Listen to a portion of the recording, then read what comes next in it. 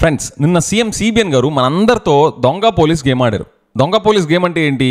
దొంగగా పెట్టే వాళ్ళందరూ దాక్కుంటారు, పోలీసు వెళ్ళి పట్టుకోవాలి. ఇదే కదా గేమ్. నిన్న ప్రెస్ మీట్ లో సిబిఎన్ గారు మనందరితో ఇదే దొంగ పోలీస్ గేమ్ ఆడారు. ఆయన మన స్టేట్ ఎకానమీకి సంబంధించి కొన్ని స్టాటిస్టిక్స్ చూపిస్తా ఆయన గొప్పగా ఎంత బాగా పర్ఫామ్ చేశారు అని గొప్పలు చెప్పుకుంటా కొన్ని స్టాటిస్టిక్స్ చూపించారు. కొన్ని కానీ ఆ ప్రెస్ మీట్ మొత్తంలో ఒక దొంగని దాచేశారు. అక్కడ ఆయన ముందు అంతమంది చూస్తున్న ప్రెస్ వాళ్ళు ఉన్నా, అది టెలికాస్ట్ అయ్యి ప్రపంచం అంతా చూసే మనం అందరం ఉన్నా కూడా ఆయన ఒక దొంగని దాచేసి దొంగ పోలీస్ గేమ్ ఆడారు. సో ఆయన గొప్పగా గొప్పలు చెప్పుకున్నాం ఏంటో, ఆ గొప్పల్లో గొప్పదనం ఉందో లేదో, ఆయన దాచిపెట్టిన దొంగ ఎవరో చూద్దాం. ఇన్ఫాక్ట్ ఆ దొంగ బయటపడ్డ తర్వాత ఆయన గొప్పగా చెప్పుకున్న గొప్పలన్నీ ఢమాలని పడిపోయాయి. బట్ సిబిఎన్ గారు, I like your enthusiasm yesterday's presentation sir. మీరు చాలా మంచి బ్రైట్ వైబ్ తో ప్రెజెంటేషన్ ఇచ్చారు. బట్ ఏం లాభం సార్ దొంగ దొరికిపోయిన తర్వాత? ఆ డీటెయిల్స్ చూద్దాం. అది చూసాక ఇప్పుడు పేరెంట్స్ పిల్లలు ఏఐతో కలిసి పెరుగుతున్న టైంలో వాళ్ళు ఎలాంటి డేంజర్స్కి గురవుతున్నారు పిల్లలు అని పేరెంట్స్ ఖచ్చితంగా తెలుసుకునే టాపిక్ ఒకటి ఉంది. మీకు గుర్తుందా, మనం చిన్నప్పుడు ఎలాంటి బొమ్మలతో ఆడుకునేవాళ్ళం? అరౌండ్ 5 to 8 years టైంలో ఎలాంటి బొమ్మలతో ఆడుకునేవాళ్ళం, 12 to 15 years టైంలో ఎలాంటి బొమ్మలతో ఆడుకునేవాళ్ళం ఒకసారి గుర్తు చేసుకోండి. సో చూస్తున్న పేరెంట్స్ అందరూ మనం పిల్లలుగా ఉన్న టైంలో ఎలాంటి బొమ్మలతో ఆడుకుంటా ఎలాంటి వాతావరణంలో పెరిగాం, అండ్ ఇప్పుడు పిల్లలు పెరుగుతున్న వాతావరణంలోకి ఏఐ వచ్చేసింది. ఒకప్పుడు ఈ డిజిటల్ టెక్నాలజీస్ అన్ని చాలా అఫ్లుయెంట్ ఫ్యామిలీస్ వాళ్ళకే యాక్సెసిబుల్ గా ఉండేది. కానీ ఇప్పుడు ఆల్మోస్ట్ అందరి హౌస్ హోల్డ్స్ లోకి AI and AI based toys and tools different shapes and formats లోకి పిల్లల దగ్గరికి వచ్చేస్తున్నాయి. వాటి వల్ల ఇప్పుడు పిల్లలు ఎలాంటి డేంజర్స్ కి ఎక్స్పోజ్ అవుతున్నారు అని సైకాలజిస్ట్ గ్లోబల్ గా స్టడీ చేశారు. ఏఐకి ఎక్స్పోజ్ కావడం వల్ల పిల్లలు ఎలాంటి డేంజర్స్, వాళ్ళ వ్యక్తిత్వాలు ఎలాంటి డేంజర్స్ కి గురి కాబోతున్నాయి, ప్రీవియస్ జనరేషన్ కిను ఇప్పటికీ వాళ్ళ పర్సనాలిటీస్ లో వాళ్ళ వ్యక్తిత్వాల్లో ఎలాంటి సెన్సిటివిటీస్ అండ్ ఎలాంటి డేంజర్స్ రాబోతున్నాయి because of exposure to AI toys and tools అనేది దీని మీద psychologist and behavioural experts study చేశారు. మన ఇళ్లలో పిల్లలందరూ ఏఐకి ఎక్స్పోజ్ అవుతున్నారు కాబట్టి ఇవన్నీ తెలుసుకోవడం చాలా ఇంపార్టెంట్. పేరెంట్స్ గా చాలా స్పెషల్ అటెన్షన్ పే చేయండి. వాటి మీద డిస్కస్ చేసిన తర్వాత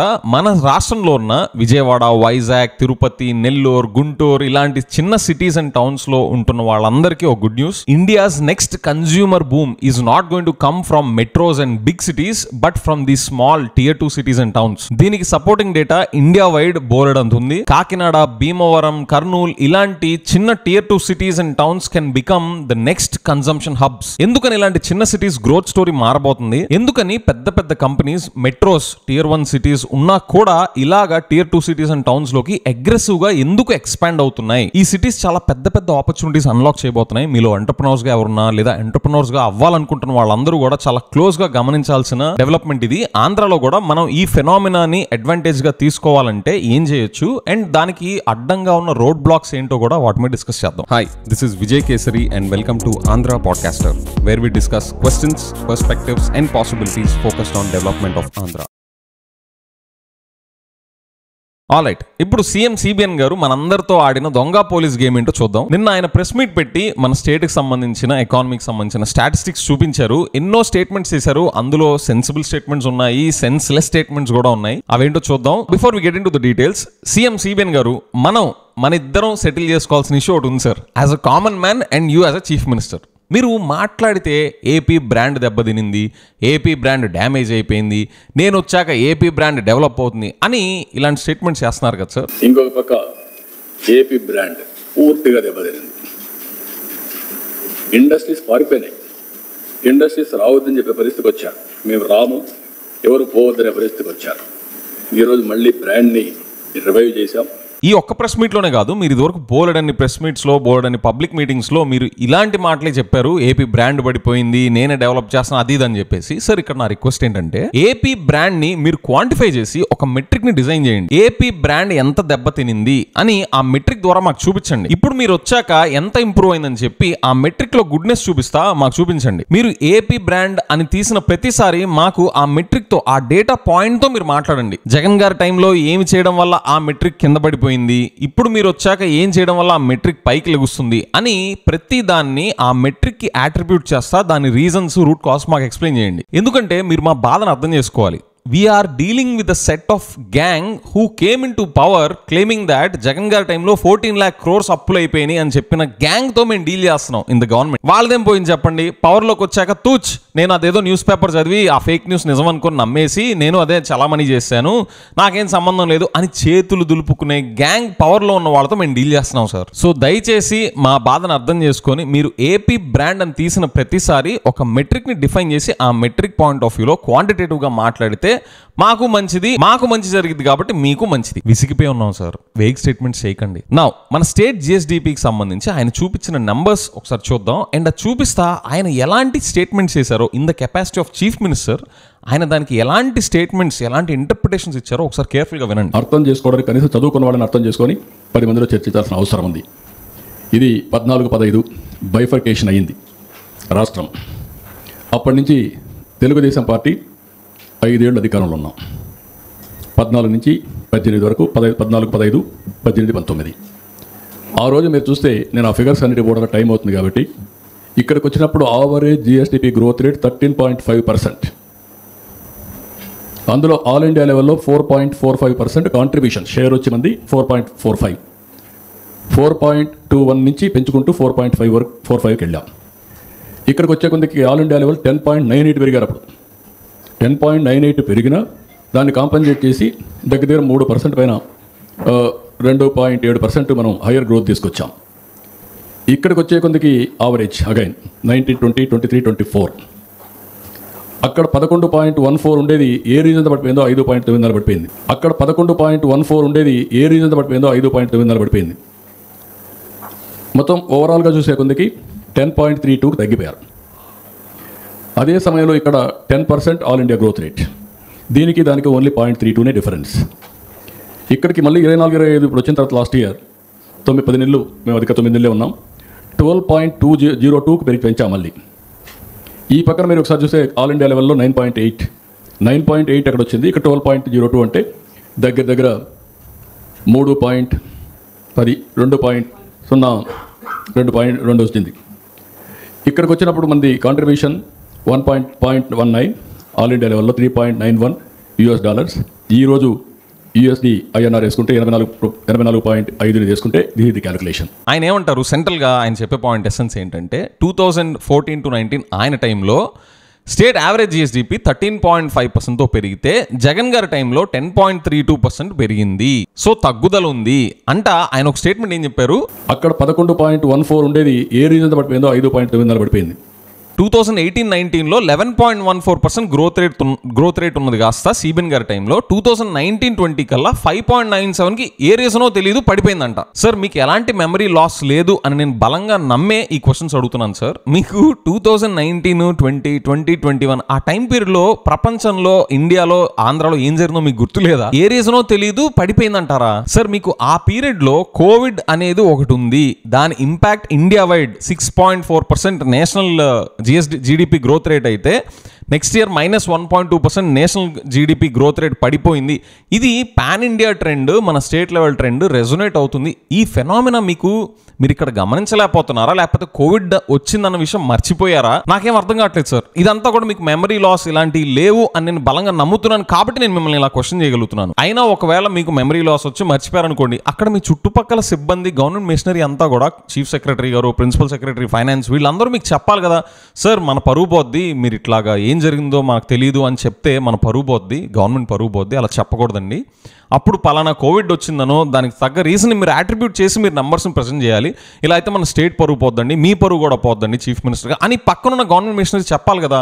వాళ్ళు ఎందుకు సిబిఎన్ గారిని గైడ్ చేయట్లేదు? ఎన్నో రిపోర్ట్స్లో, ఎన్నో ఇంటర్నేషనల్ పబ్లికేషన్స్లో 2019 లాస్ట్ క్వార్టర్ నుండే కోవిడ్ నెగిటివ్ ఎఫెక్ట్ స్టార్ట్ అయిపోయింది ఎకానమీస్ మీద చూపించడం, because of Chinese economy slow down because of the same pandemic అనే విషయం ఎన్ని రకాలుగా బయటకు వచ్చినా కూడా మీరు అవన్నీ ఇక్కడ ప్రస్తావించలేకపోయారు. దేనికి? మీరు చదువుకున్న వాళ్ళే కదా, అసలు ఏ రీజనో తెలియదు పడిపోయింది అని నోట్లోంచి ఎలా తీయగలుగుతున్నారు? మీరు ఎగ్జాంపుల్కి మీ హెరిటేజ్ కంపెనీ ఉంది సార్, మీ హెరిటేజ్ కంపెనీలో పలానా రీజన్లో సేల్స్ పడిపోయినాయి, మీరు ఆ పలానా రీజనల్ సేల్స్ మేనేజర్ని పిలిచి ఏమంటే ఎందుకు పడిపోయినాయి సేల్స్ నెంబర్స్ ప్లీజ్ ఎక్స్ప్లెయిన్ అంటే ఎందుకు పడిపోయిందో తెలియదు సార్. పడిపోయింది అంటే మీరు ఆ రీజనల్ సేల్స్ మేనేజర్ని ఉంచుతారా, ఫైర్ చేస్తారా? ఇప్పుడు సేమ్ మీ ఆధ్వర్యంలో ఉన్న స్టేట్ ఎకానమీలో పలానా సంవత్సరంలో ఎందుకు పడిపోయింది జిఎస్డిపి అన్న దాని రీజన్ మీకు తెలీదు అంటే మిమ్మల్ని ఉంచాలా లేదా మీకు మీరే ఫైర్ చేసుకోవాలా మిమ్మల్ని? సార్, ఏదైనా మీరు సిన్సియర్గా ఫుల్ హార్టెడ్గా చేయండి, హాఫ్ హార్టెడ్గా చేయొద్దు. ఇప్పుడు మీరు డేటా చూపించడానికి వచ్చారు, నీట్గా సైంటిఫిక్ టెంపర్తో అక్కడ ఏం జరిగింది అని సైంటిఫిక్ వేలో చెప్పేసి వెళ్ళారనుకోండి, మిమ్మల్ని మేము అప్రిషియేట్ చేస్తాం. లేదా ఇదంతా కాదు, నేను డేటా చూపించడానికి పేరుకే వచ్చాను, నా ఉద్దేశం లాస్ట్ గవర్నమెంట్ని తిట్టడమే, రీజన్స్ పాడు కూడా నాకు తెలియదు, నేను వాళ్ళ మీద బురద జల్లడానికే వచ్చాను అని ముందు చెప్పారనుకోండి, దాని తగ్గట్టుగా చూస్తాం. అలా కాకుండా పేరుకి స్టాటిస్టిక్స్ చూపిస్తా, వాటి లోతుపాతులు మీకు తెలియకుండా నోటికి ఏదొస్తే అది మాట్లాడేసి ఏ రీజనో తెలీదు పడిపోయింది అనే అబ్సర్డ్ స్టేట్మెంట్స్ ఒక చీఫ్ మినిస్టర్గా మీరు చేయడం కరెక్టేనా సార్? మీరు జగన్ గారిని తిట్టే కార్యక్రమం పెట్టుకుంటే అదే చెప్పి తిట్టండి, సిన్సియర్గా ఉంటుంది, మీ ఎఫర్ట్ని కూడా అప్రిషియేట్ చేసే వాళ్ళు అప్రిషియేట్ చేస్తారు. అలా కాకుండా ముందు చూపించి దాని లోతుపాతులు తెలియకుండా జగన్ గారిని తిట్టే కార్యక్రమం పెట్టుకుంటే ఎట్లా సార్? అండ్ ఫ్రెండ్స్, సిబిఎన్ గారు దాచేసిన దొంగ ఇది కాదు. అండ్ పైగా దీన్ని పెద్ద గొప్పలుగా చెప్పుకుంటున్నారండి, నాకు అర్థం కావట్లా. సార్, 10.32% లాస్ట్ టైం జగన్ గారి టైంలో యావరేజ్ జిఎస్డిపి గ్రోత్ రేట్కి ఇప్పుడు మీ 12.0%కి ఏంటి అంత పెద్ద డిఫరెన్స్? అసలు మీరు విజనరీ అని చెప్పుకునే బిల్డప్కి, సంపద సృష్టికర్త అని చెప్పుకునే బిల్డప్కి 12.02% ఏమైనా సంబంధం ఉందా సార్? పోనీ అట్లీస్ట్ మీరు ఇచ్చిన బిల్డప్కి 20%, 25% గ్రోత్ రేట్ పక్కన పడేద్దాం, కనీసం మీ నోటితో మీరు చెప్పిన గ్రోత్ టార్గెట్ 15% అయినా ఉందా సార్? అసలు దానికి దగ్గరలోనే ఉందా? పోనీ జగన్ గారి టైం లాగా ఇప్పుడు ఏమైనా కోవిడ్ ఉందా? మీరు ఏ లెక్కలో ఇది గొప్పగా చెప్పుకుంటారో నాకైతే అర్థం కావట్లా. కోవిడ్ లేదు, మీరు చెప్పిన సంపద సృష్టి, విజనరీ, ఈ బిల్డప్కి తగ్గ 20% గ్రోత్ రేట్స్ లేవు, మీరు చెప్పిన 15% గ్రోత్ టార్గెట్ నెంబర్ కూడా రీచ్ కాలేదు, అది ఎక్కడో దానికి దూరంగా 12.02% దగ్గర ఉంది. దీన్ని చూపించి మేము క్లాప్స్ కొట్టాలంటే ఎలా కొట్టాలి? నెక్స్ట్ ఆయన మన పర్ క్యాపిటల్ ఇన్కమ్, తలసరి ఆదాయానికి సంబంధించి ఇంకా బ్యూటిఫుల్ ఎక్స్ప్లెనేషన్ ఇస్తున్నారు, ఒకసారి విందాం. బైఫర్కేషన్ అప్పుడు ఆంధ్ర పర్ క్యాపిటల్ ఇన్కమ్ 93,903, అదే Telangana 1,24,104 because of Hyderabad service economy అన్నీ. అక్కడి నుంచి 18-19కి 2 చూసి పెంచుకుంటూ వచ్చాం. 13.21% ఆంధ్ర పెరిగింది, తెలంగాణ హయ్యర్ బేస్ ఉంది కాబట్టి 13.37 పెరిగింది. యాక్చువల్లీ హయ్యర్ బేస్ ఉంటే తక్కువ గ్రోత్ ఉంటుంది because of higher base effect. అవన్నీ మనకు దేనికి చెప్పేద్దాం, నమ్మినోళ్ళు నమ్ముతారు. వీళ్ళు వచ్చిన తర్వాత 5 ఏళ్లలో అది 9.18 తగ్గిపోయింది. పర్ క్యాపిటల్ ఇన్కమ్ దగ్గర 4% పైన తగ్గిపోయే పరిస్థితికి వచ్చింది. 4.03% తగ్గిపోయే పరిస్థితికి వచ్చింది. అదే సమయంలో తెలంగాణ 10.88 పెరిగింది. It makes all the difference. ఇక్కడ డిఫరెన్స్ మీరు చూస్తే sir, it makes all the difference కాదు, మీరు చెప్పేది నాన్ సెన్స్. అసలు ఆ పీరియడ్లో, జగన్ గారి పీరియడ్లో ఆ డిప్కి కోవిడ్ అనేది ఒక రీజన్గా, ఒక సైంటిఫిక్ పారామీటర్గా మీరు ఎందుకు డిస్కస్ చేయలేకపోతున్నారు? అంత భయం ఏంటి సార్? జగన్ గారి పీరియడ్లో కోవిడ్ అనేది ఒకటి వచ్చింది అని చెప్పడానికి మీరు ఎందుకు అంత షేక్ అయిపోతున్నారు? ఎందుకు అంత భయపడుతున్నారు? మేమందరం చూసాం కదా కోవిడ్ని, దాని తగ్గ impact both at personal level and state level and country and world wide అంతా మేము చూసిన వాళ్ళం కదా. మీరు చీఫ్ మినిస్టర్ కెపాసిటీలో నంబర్స్, స్టాటిస్టిక్స్ ప్రజెంట్ చేస్తున్నప్పుడు కోవిడ్ ఉంది అని నోట్లోంచి తీలేకపోతున్నారంటే ఎందుకు సార్ అంత భయం? ఎలక్షన్స్ ఏమి ఇప్పుడప్పుడే లేవు కదా, సైంటిఫిక్గా మాట్లాడుకోవచ్చు కదా. దగ్గర 1.7% డిఫరెన్స్ వచ్చేసాం. అంతకుముందు 0.16. ఆ డిఫరెన్స్తో ఇక్కడికి వచ్చినప్పుడు gap of per capital income between AP and Telangana వైడన్ అయింది. 31,000 బిగినింగ్లో ఉంది, ఇది 55,000 పెరిగింది బికాస్ ఆఫ్ బేస్. నేనున్నప్పుడు స్లోగా పెంచుకుంటూ తగ్గించుకుంటూ వస్తున్నాం. ఇప్పుడు అది 1,10,000 అయింది. ఇక్కడ మీరు చూసినప్పుడు ఈ యొక్క డిఫరెన్స్ వల్ల పర్ క్యాపిటల్ ఇన్కమ్ 2,86,439 అయి ఉండాల్సింది, అది దగ్గర 2,37,951 రూపాయలు అయింది. అయి ఉండాల్సింది అంటే అర్థం ఏంటి సార్? అంటే మీరుంటే కోవిడ్ రాదనా, లేదా కోవిడ్ వచ్చినా కూడా దాన్ని ఖాతరు చేయకుండా మీరు మీ స్టైల్లో 15%, 20% గ్రోత్ రేట్ తీసుకొచ్చే వాళ్ళని? అసలు మీ రీడింగ్ ఏంటి సార్? ఇంత షాలోగా ఉంది. మీరు ఒక చీఫ్ మినిస్టర్ సార్, మీరు చెప్పేవి అంత ఫ్లూయెంట్గా, అంత షాలో రిమార్క్స్ ఎట్లా చేయగలరు? ఏమంటారు? If Andhra Pradesh had maintain the same 2014 to 19 average growth rate of 13.21%, its per capita income in 2023-24 would have been 2,86,439. ఏముంది 13.21% ఏం కర్మ, 15% వేసుకోండి, 25% వేసుకోండి. సిబిఎన్ గారు వచ్చి ఉంటే 50% గ్రోత్ రేట్ తీసుకొచ్చి ఉండే వాళ్ళని కూడా చెప్పేసేయండి. మీకు కావాల్సింది ఏంటి? టమ్కి వేస్తాం, నమ్మే వాళ్ళు నమ్ముతారు. దాని వెనక ఒక సైన్స్ కానీ, ఒక లాజికల్ రీజనింగ్ కానీ ఇవేం ఉండవు. 13.21% ఏం కర్మ, 22.21% వేసేయండి. అడిగే వాళ్ళు ఎవరు సార్? ఇక్కడ మళ్ళీ నేను చూపించాను. ఇక్కడ మీరు చూస్తే యావరేజ్ గ్రోత్ రేట్ 13.21, 9.18. డిఫరెన్స్ మీరు చూస్తే దగ్గర 4.03, 4% డిఫరెన్స్ వచ్చేసింది.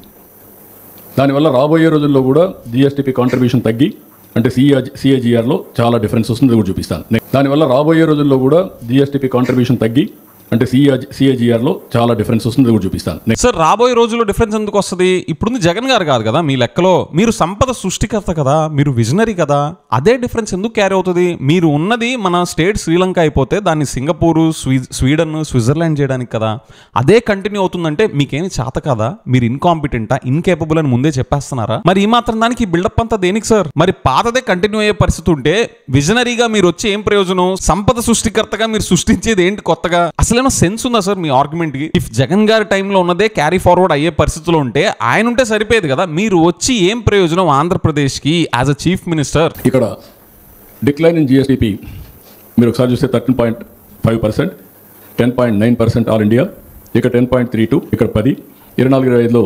15.93 లక్షల రూపాయలు జిఎస్టీపీ, 12.02, ఇది 9.8. ఇక్కడ ఈ నెంబర్ 3.2% డిఫరెన్స్ 14-19కి, 19-24కి. దీనివల్ల ఏం జరిగిందని మీరు ఆలోచిస్తే the state loss 7 lakh crores GSTP because of reduced growth rate. Sir మళ్ళీ అదే నాన్ సెన్స్ లాజిక్ చెప్తారేంటి సార్? మీరే కనుక కంటిన్యూ అయ్యి ఉంటే కోవిడ్ వచ్చేది కాదా? లేదా కోవిడ్ వచ్చినా కూడా మీరు 20-25% గ్రోత్ రేట్ రికార్డ్ చేసేవాళ్ళ? చెప్పండి, ఆన్ రికార్డ్ చెప్పండి. మీ దగ్గరికి బీబీసీ వాళ్ళు, బ్లూంబర్గ్ వాళ్ళు, వీళ్ళందరూ వచ్చి ఇంటర్వ్యూస్ తీసుకుంటారు. ఇన్ఫాక్ట్ యూఎస్ ప్రెసిడెంట్ కూడా వచ్చి మీ దగ్గర చేతులు పెట్టుకొని నించొని వింటారు. సార్ మీరు కోవిడ్ ని పెట్టుకొని కూడా 20-25% గ్రోత్ రేట్ ఎలా తెచ్చుండేవాళ్ళు అని చెప్తున్నారు కదా, కాస్త వినండి, చెప్పండి, మేము వింటాం అని చెప్పేసి వాళ్ళు కూడా వచ్చి మీ దగ్గర క్యూ కట్టి వింటారు. సేమ్ అదే సెన్స్లెస్ లాజిక్ చూడండి. 76,195 crores సిబిఎన్ గారు ఉంటే వచ్చేదంట. అండ్ మీకు గుర్తుందా, రీసెంట్ గానే డాక్టర్స్ కి హాఫ్ నాలెడ్జ్ అని చెప్పన్నారు, గుర్తుందా? ఈ రోజు డాక్టర్లు సగం నాలెడ్జ్, రోగం ఒకటి, ట్రీట్మెంట్ ఒకటి, అవునా కాదా? ఓసారి డాక్టర్ల వల్ల లేనిపోని సమస్యలు వస్తున్నాయి. రాంగ్ డయాగ్నోస్ చేసి రాంగ్ మెడిసిన్ ఇస్తే ప్రమాదంలో పడతాం. ఇప్పుడు ఈ ప్రెస్ మీట్ లో కూడా ప్రెస్ వాళ్ళని కూడా అలాంటి రిమార్క్ చేశారు, ఒకటి వినండి. ఇవన్నీ కూడా మీరు కూడా ప్రెస్ వాళ్ళు కూడా చాలా వరకు అంత డెప్త్ పోరు, మీరు ఏదో రాసేస్తూ ఉంటారు. So I want to place before you so that people should have idea. Dear press, విన్నారా? అండ్ ఫ్రెండ్స్, ఇప్పుడు మన దొంగ దగ్గరకు వద్దాం.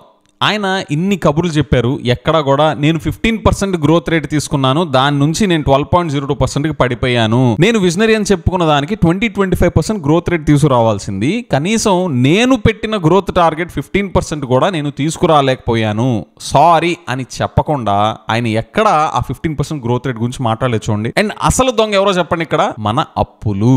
ఎక్కడన్నా సిబిఎన్ గారి నిన్న ప్రెస్ మీట్ మొత్తంలో ఎక్కడన్నా డేటాతో మనం ఎన్ని అప్పులు తీసుకున్నాం, మన డెట్ టు జీడిపి రేషియో కానీ, మన డెట్ టు జిఎస్డిపి రేషియో కానీ, మనం ఇప్పుడు దాకా తీసుకున్న అప్పులు ఎంత, budget borrowings, of budget borrowings, అమరావతికి తీసుకున్న లోన్స్, ఇవన్నీ కలిపి ఎంత ఉన్నాయో ఎక్కడైనా చెప్పారా? ఇన్ఫాక్ట్ ఈ అప్పులు చిట్టా చెప్పకుండా మీరు ఎన్ని డబ్బాలు కొట్టినా వాటికి అర్థం పర్థం ఏముంటుంది సార్? అసలు అప్పుల గురించి డిస్కస్ చేయకుండా మీరు మన స్టేట్ ఫైనాన్సెస్ ఎలా చూపించాలనుకున్నారు? అప్పులు ఎందుకు దాచేశారు సార్? దాచేస్తే కనిపెట్టలేనంత చిన్న సైజులో ఉన్నాయా మన రాష్ట్ర అప్పులు, మీ టైంలో చేసే అప్పులు? ఇప్పుడు ఆలోచించండి, మీరు తీసుకొచ్చిన 12.02% గ్రోత్ రేట్ కూడా ఏది కోవిడ్ లేకపోయినా మీరు చెప్పిన గ్రోత్ రేట్ కూడా మీట్ కాకుండా 15% అని చెప్తే జస్ట్ 12.2%కి ల్యాండ్ అయిన మీరు ఎన్ని అప్పులు చేయడం వల్ల ఈ పరిస్థితికి వచ్చారు? సో మీరు చూపించే గ్రోత్ రేట్ అసలు సస్టైనబుల్ గ్రోత్ రేటేనా?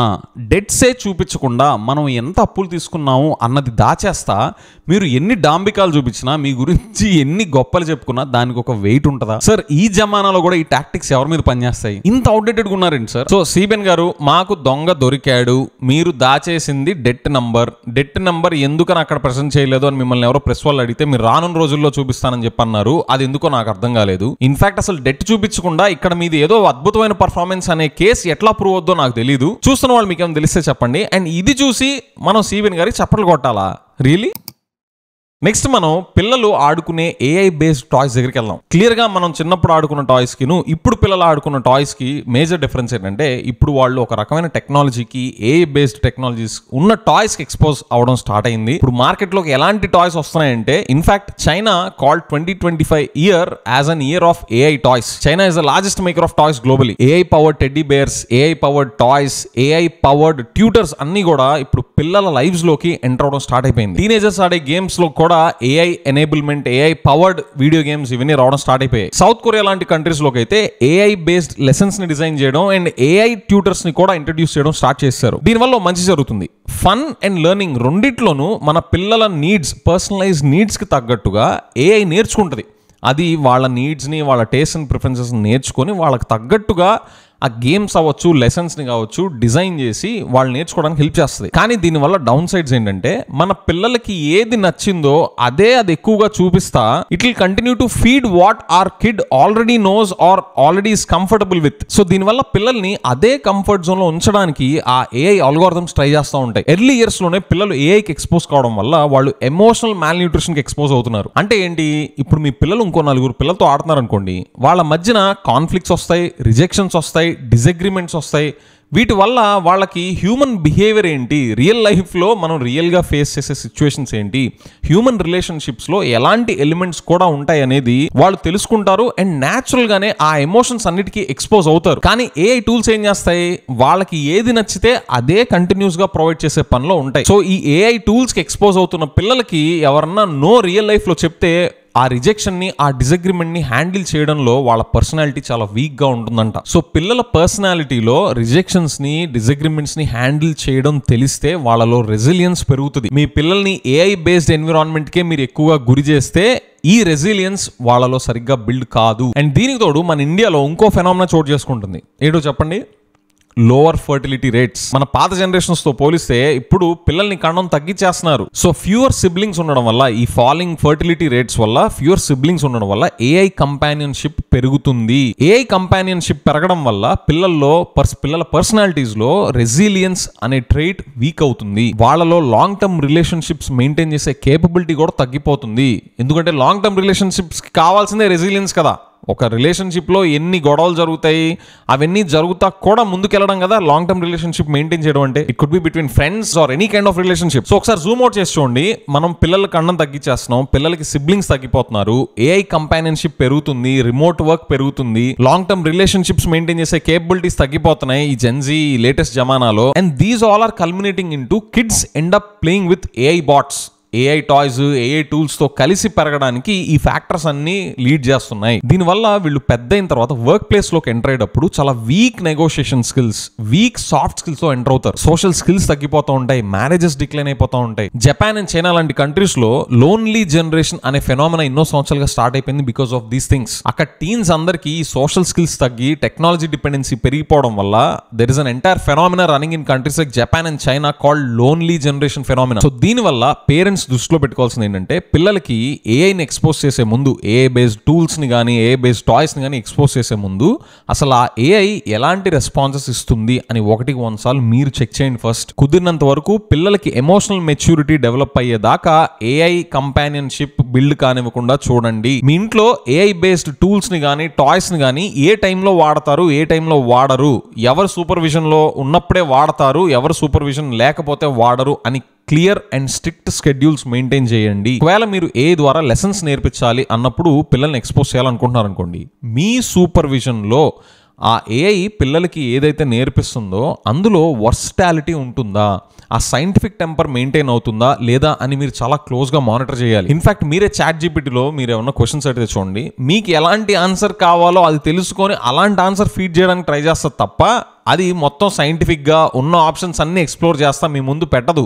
ఇన్ఫాక్ట్ అదొక రకమైన బయాస్ క్యారీ చేస్తుంది ఆన్సర్స్లో. If you are unaware of it, your learning will also be bias. Even పిల్లలే కాదు, ఈవెన్ స్కూల్ ఎన్విరాన్మెంట్స్లో కూడా ఇప్పుడు ఇంట్రడ్యూస్ చేస్తున్న స్కూల్స్ అన్నింటిలో కూడా ఈ సూపర్వైజరీ ఫ్రేమ్వర్క్స్ని క్లియర్ కట్గా ఎస్టాబ్లిష్ చేసుకోకుండా ఎక్స్పోజ్ చేస్తే పిల్లలే కాదు టీచర్స్ కూడా ట్రాక్ తప్పుతారు. అండ్ ఇవి చెప్తుందన్నీ కూడా గ్లోబల్ గా స్టడీ చేసిన వాళ్ళు psychologist and behavioural science experts. So next time మీ పిల్లల్ని ఏఐ బేస్డ్ టూల్స్ కానీ టాయ్స్ కానీ ఎక్స్పోజ్ చేసే ముందు ఎలాంటివి దృష్టిలో పెట్టుకోవాలో మీకు ఒక ఐడియా వచ్చిందని నేను అనుకుంటున్నాను. Now let's move on to our tier 2 cities and towns. Vijayawada, Vizag, Rajahmundry, Nellore, Tirupati ఇలాంటి సిటీస్ లో ఉండే వాళ్ళందరికీ గుడ్ న్యూస్ ఏంటంటే India's next consumption boom if this AI bubble burst doesn't take place and market crash doesn't happen, India's next consumption boom is going to come from these tier 2 cities and small towns. దీనికి supporting data బోలెడంతుంది. ఎందుకని చిన్న cities and towns growth story మారబోతుంది, ఎందుకని పెద్ద పెద్ద companies metros ఉన్నా కూడా ఈ చిన్న సిటీస్ అండ్ టౌన్స్ మీదకి ఎందుకు అగ్రెసివ్ గా ఎక్స్పాండ్ అవడానికి వస్తున్నారు, మీలో ఆంటర్ప్రెనర్స్ గానీ ఆంటర్ప్రెనర్స్ గా అవ్వాలనుకునే వాళ్ళందరూ దీన్ని ఎందుకు జాగ్రత్తగా గమనించాలి, ఇది ఎంత పెద్ద ఆపర్చునిటీ లీవర్ అన్లాక్ చేయబోతుంది అండ్ ఆంధ్రాలో మనం దీన్ని ఎలాగ అడ్వాంటేజ్ తీసుకోవచ్చు అండ్ దీనికి అడ్డంగా ఉన్న రోడ్ బ్లాక్స్ ఏంటి అని ఇప్పుడు చూద్దాం. ఇండియాలో మ్యాసివ్ గా స్ట్రక్చరల్ షిఫ్ట్ చోటు చేసుకుంటుంది. India's consumption geography is changing. In fact it and recent గా చాలా ఇయర్స్ నుంచి స్టార్ట్ అయింది. India's biggest tech companies, EV companies, retail companies, life style brands ఇవన్నీ కూడా స్మాల్ సిటీస్ అండ్ టౌన్స్ కి చాలా అగ్రెసివ్ గా ఎక్స్పాండ్ అవుతున్నాయి. ముంబై, ఢిల్లీ, బెంగళూరు ఇలాంటి పెద్ద పెద్ద మెట్రోస్ లో పాగా వేసుకున్న కంపెనీస్ అన్ని వాళ్ళ నెక్స్ట్ 10-year గ్రోత్ ఇంజన్స్ ఏవి అని అడిగితే మన ఇండియాలోని టియర్ 2 సిటీస్ అండ్ టౌన్స్ అనే చెప్తున్నారు. ఏథర్ ఎనర్జీ ఉంది కదా, ఈవీ మ్యానుఫ్యాక్చరర్, వాళ్ళ డేటా ప్రకారం EV adoption is highest in next 500 cities. అంటే మెట్రోస్ ఉంటాయి కదా, బెంగళూరు, చెన్నై, హైదరాబాద్, ఢిల్లీ, ముంబై, కోల్కతా, ఇవి కాకుండా నెక్స్ట్ 500 సిటీస్ ఉంటాయి కదా టియర్ 2 సిటీస్, అక్కడ ఈవీ అడాప్షన్ ఈజ్ హైయెస్ట్ ఉందంట ఇప్పుడు. And Lenskart it is opening more stores in tier 2 cities and tier 3 cities with same profitability as metros. Metro సిటీస్లో ఎంతైతే ప్రాఫిటబిలిటీ వాళ్ళకి వస్తుందో, ఒక ప్రోడక్ట్ నమ్మితే యావరేజ్గా ఎంత ప్రాఫిట్స్ అయితే వాళ్ళు తీసుకుంటారో, వాళ్ళు ఇప్పుడు ఎక్స్పాండ్ అవుతున్న టియర్ 2, టియర్ 3 సిటీస్లో కూడా అదే ప్రాఫిటబిలిటీతో వాళ్ళు ఎక్స్పాండ్ అవుతున్నారు. Myntra, Swiggy, urban companies, Senco gold, V2 retail all are aggressively expanding outside metros. These all are indicating to the point that there is a massive structural shift that is taking place in India's consumption geography. And ఈ చిన్న cities లో ఉన్న advantage ఏంటి ఈ companies అన్ని ఇక్కడికి రావడానికి అంటే, వాటికి ఫేవరబుల్ గా ఉన్న factors, they have fewer organised retailers. పెద్ద పెద్ద సిటీస్ లో retail chains, organised retail players అనేవాళ్ళు బోలెడు ఉంటారు. కానీ చిన్న సిటీస్ లో అవి తక్కువగా ఉండడం ఒక advantage point. And consumers in the cities are brand hungry. వీళ్ళకి మంచి బ్రాండ్స్ కావాలి, రెప్యూటెడ్ బ్రాండ్స్ ఏవైతే పెద్ద పెద్ద సిటీస్ లో దొరుకుతాయో, ఈ చిన్న సిటీస్ లో ఉండే వాళ్ళు కూడా ఆ బ్రాండ్స్ కి ఎక్స్పోజ్ అయ్యి ఆ బ్రాండ్సే కావాలి అని చెప్పి స్ట్రాంగ్ గా కోరుకుంటున్నారు. ఇక్కడ కూడా they find everything via Instagram and reels and they want metro level life style and convenience. చూడండి, వాళ్ళు సోషల్ మీడియా ద్వారా ఎక్స్పోజ్ అవుతున్న ఈ లైఫ్ స్టైల్ కి, ఆ బ్రాండ్స్ కి త్రూ ఇన్స్టాగ్రామ్ రీల్స్ అవ్వచ్చు, షార్ట్స్ అవ్వచ్చు, వాట్ ఎవర్, ఈ సోషల్ మీడియాలో మెట్రోస్లో ఉండే వాళ్ళ లైఫ్ స్టైల్కి, ఈవెన్ సెలబ్రిటీస్ అవ్వచ్చు, నార్మల్ పీపుల్ అవ్వచ్చు, వాళ్ళు మెట్రోస్లో ఎలాంటి లైఫ్ స్టైల్కి ఎక్స్పోజ్ అవుతున్నారో అవి మాకు కూడా కావాలి అని ఈ టియర్ 2, టియర్ 3 సిటీస్ అండ్ టౌన్స్లో కూడా కన్స్యూమర్స్ చాలా స్ట్రాంగ్గా కోరుకుంటున్నారంట. అండ్ దీనికి ఇంకా అడిషనల్ సపోర్టింగ్ ఫ్యాక్టర్స్ ఏంటంటే, rising income levels, cheaper internet availability both mobile net as well as broadband, high smartphone penetration and aspirational spending, ఇవన్నీ కూడా కలిపి ఈ టియర్ 2, టియర్ 3 సిటీస్ లో ఉన్న కన్స్యూమర్స్ వాళ్ళ కన్సంప్షన్ ని బూమ్ చేస్తున్నాయంట. ఈ రీజన్ వల్ల ఇప్పటిదాకా పెద్ద మెట్రోస్, పెద్ద సిటీస్ ని టార్గెట్ చేసిన కంపెనీస్, వాటి చుట్టూతానే ఉన్న కంపెనీస్ అన్ని కూడా ఇప్పుడు ఈ నెక్స్ట్ టియర్ 2, టియర్ 3 సిటీస్ కి రావడానికి అగ్రెసివ్ గా ముందుకు వస్తున్నారు. మన ఆంధ్రలో ఉన్న టియర్ 2 సిటీస్ కూడా వీటన్నిటికీ మంచి స్ట్రాంగ్ కన్సంప్షన్ పొటెన్షియల్ ఉంది. ఎన్నో ఇయర్స్ గా ఆ ట్రాక్ రికార్డ్ ని హెల్దీగా మెయింటైన్ చేసుకొస్తా ఉన్నాయి మన సిటీస్ అండ్ టౌన్స్ కూడా. మనం కుదిరినన్ని MSMEs ని ప్రమోట్ చేసి వాటిని మెయిన్ స్ట్రీమ్ సప్లై చైన్ లోకి ఇంటిగ్రేట్ చేయాలి. This is the same phenomena that took place even in China also during Alibaba's rise. Alibaba both nationwide and worldwide అంత అగ్రెసివ్ టాప్ ప్లేయర్ గా ఎందుకు వచ్చిందంటే, it connected it's rural economy to it's main stream urban economy. ఇలాంటి phenomena చైనాలో కూడా కొన్ని years back చోటు చేసుకుంది. అక్కడ నాన్ అర్బన్ ఏరియాస్ లో ఇన్కమ్స్ పెరగడం, అక్కడ ఇంటర్నెట్ పెనిట్రేషన్ పెరగడం వల్ల స్లోగా అక్కడ urban areas, Shanghai, Beijing centric గా ఉన్న డెవలప్మెంట్ అంతా అక్కడున్న కంపెనీస్ అన్ని కూడా ఈ నాన్ అర్బన్ ఏరియాస్ మీద ఫోకస్ చేయడం స్టార్ట్ చేసి అక్కడ tear 2 cities like Chengdu, Wuhan and చాంగ్షా ఇలాంటి సిటీస్ కూడా డెవలప్ అవడం స్టార్ట్ అయ్యాయి. And cities like those became the back bone of China's internal consumption boom. మనకు ఆల్రెడీ అడ్వాంటేజెస్ గా ఉన్న cheaper internet and smart phone penetration కి ఇంకా హెల్ప్ చేస్తా మనకున్న రోడ్ బ్లాక్స్ ని మనం క్లియర్ చేసుకోవాలి in terms of better urban planning, improved roads, logistics and warehousing infrastructure. Alright, YouTube లో ఆంధ్ర పాడ్కాస్ట్ ఛానల్ మెంబర్షిప్స్ తీసుకున్న ప్రతి ఒక్కరికి my heartfelt thanks. With that I will see you in the next episode. Bye by.